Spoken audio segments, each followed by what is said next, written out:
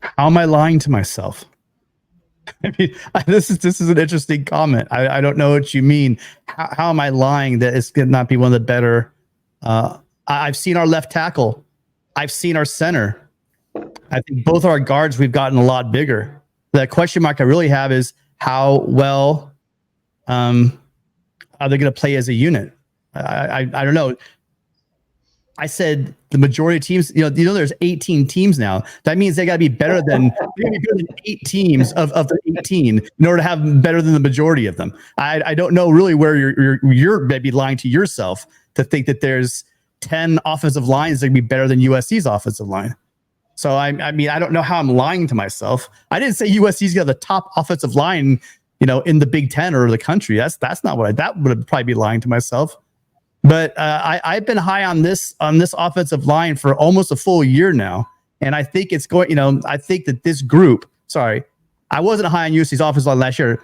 This group of linemen that are now coming into their sophomore season, their second year at USC, I am very high on to go along with the veterans like Monheim, and I think that Elijah Page and has shown that he can be an elite left tackle. I just really do think he could be that. So, yeah, I think this is one of the better offensive lines in the Big Ten.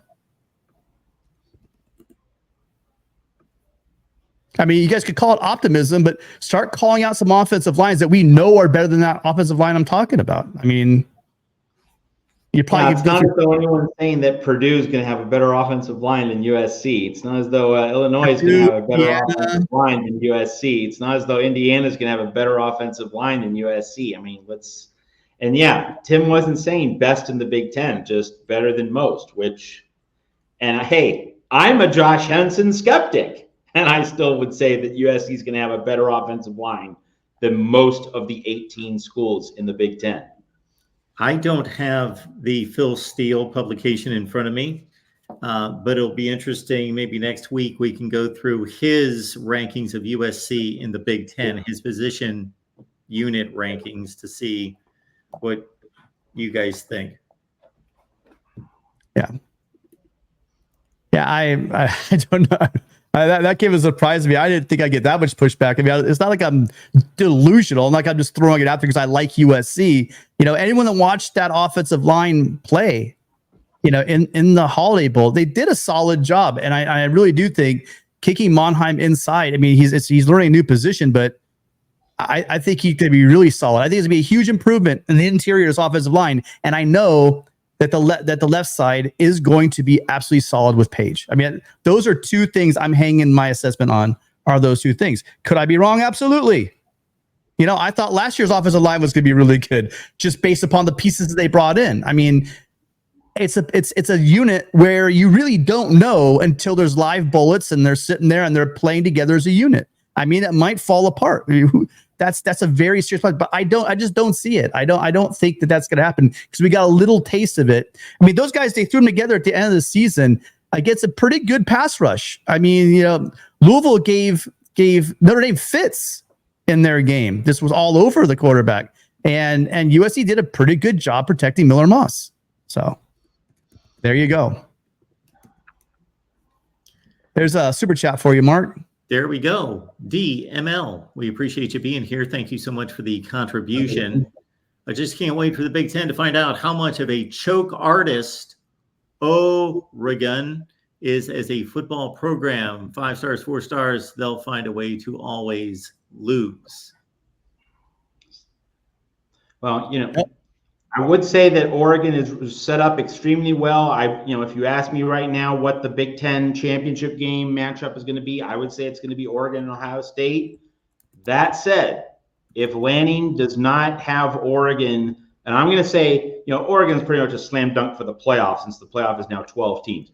I'm going to say if Oregon does not make the semis, Final Four, in one of the next 2 seasons, then I'm not sure that he can just keep that recruiting gravy train rolling at the level it has been performing. I think that he does need to cash in one of the next few seasons. So, as great as it is at Oregon, and, I think Oregon's probably going to be in the semis this season. But if Lanning can't get Oregon to that level in the next few years, at some point recruits have to buy into, actually winning and actually, winning the biggest games.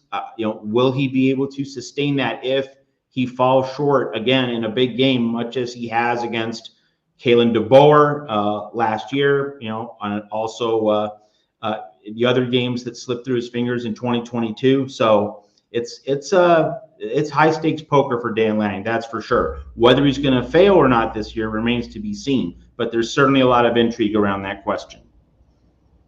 And I do like a lot of question marks for me last year were I hate to say, guys, hurts to say it, but I mean, I really liked Will Stein's offense, and that was surprising to me. I knew that he was a hot shot, new up and coming OC, but what he was able to do, offensively was solid and should give Oregon fans a lot of, because I know the defense bit, but the offense really should, and the way Will Stein's running it, should give you guys a lot of optimism. I do think that you guys are going to be able to move the ball if you stay injury free. A couple key injuries, and that's going to derail really fast. But so I was critical of Lanning in the 2 losses to Washington, and it wasn't simply an analysis of, he went for it on 4th and 4, he could have kicked a field goal, they didn't get it, that's a bad decision. No.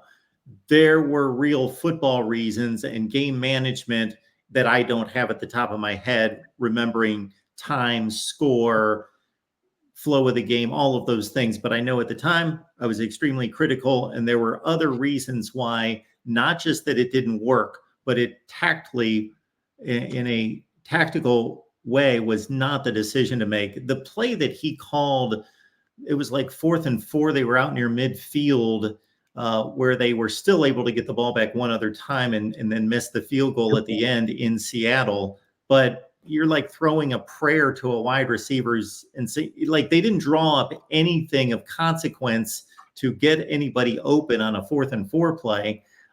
So that was just a foolish play and just a 15% chance of a play. And there were just other reasons that I did not think he coached a good game in either matchup against Washington. However, I'm not one that really throws in the towel or forms a narrative on a guy after 2 seasons, especially since he took over a good program, a top 15 to 20 program in the country under Mario Cristobal, and elevated them.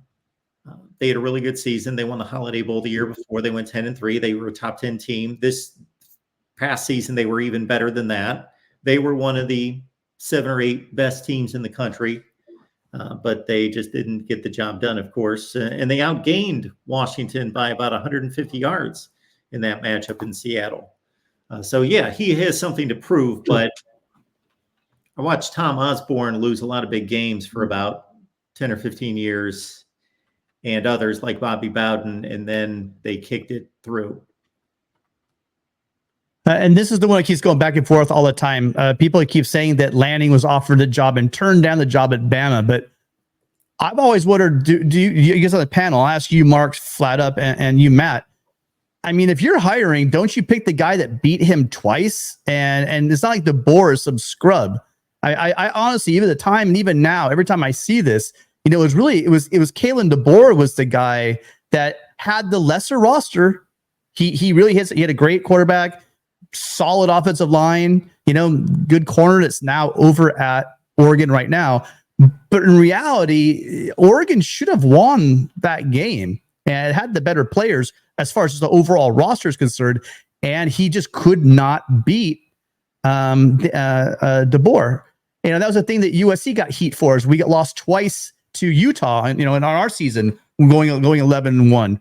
And it was exactly the same thing that Oregon did the next year, but yet he almost got a pass for it. And the funny thing is one of the times we lost was we lost Caleb to a hamstring. So I mean, we could talk all day long if he was the number one guy for the job, but everything points towards DeBoer. And it's funny because the national media now talks like DeBoer is, and for good reason, but the national media talks about like DeBoer is, no brainer, one of the top 3 coaches in the country. And that's how they talk about him now. I'm not hearing Lanning talk that same way. So I don't know if Lanning turned down the Alabama job.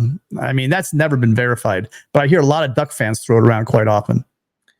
I think DeBoer's a safer selection. He comes across more as an adult, and I just think he's got a higher floor than Lanning does. We know that he has gone through stop after stop after stop after stop, FCS, Group of Five, Pac-12, top program, top 15 program in the nation, and won at every stop. So he's proven himself over and over and over and over.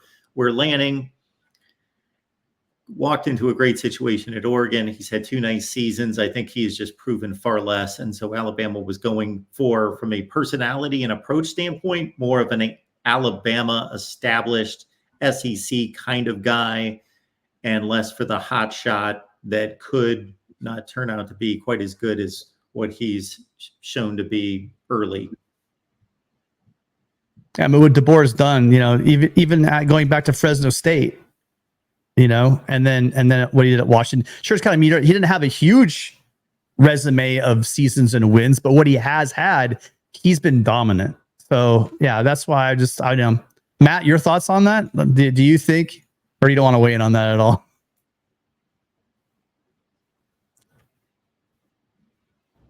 DeBoer 3-0 against Lanning, and he did it. He's beaten him in Eugene, he's beaten him in Seattle, and he's beaten him on a neutral field. So, it's really hard to argue around that when you're comparing just DeBoer and Lanning. That pretty much speaks for itself.